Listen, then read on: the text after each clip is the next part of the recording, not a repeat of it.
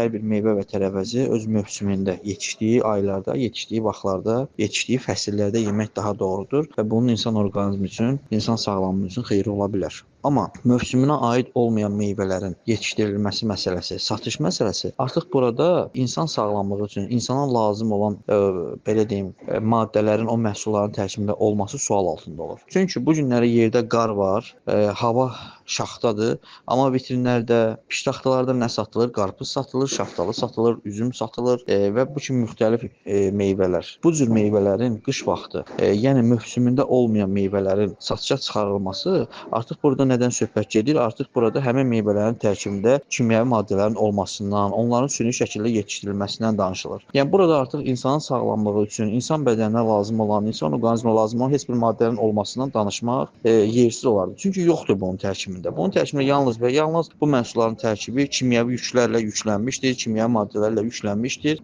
Hətta istixana şəraitində hazırlansa belə, yetişdirilsə belə, onun tərkibi artıq bolluca kimyəvi qatıqlarla zəngindir. Və bir də burada GMO məsələsi var. Təbii ki, bu da bir bəladır. Geni modifikasiya olunmuş məhsullar bu ayrıca bir mövzudur. Həmin o məhsulların geni dəyişdirilmiş olsa belə, yenə də bu meyvələrin tərkibində insan sağlamlığına xeyirli olan bir şey yoxdur. Biz bu meyvələrdən yemək istəsək, baxarıq ki, bunun içi ağ rəngdə, yetişməmiş, heç bir dad məsələsindən söhbət gedə bilməz və bir məsələ də var ki, daşınma məsələsi. Yəni isti ölkələrdən daşınma prosesi ilə gələn meyvə və tərəvəzlər.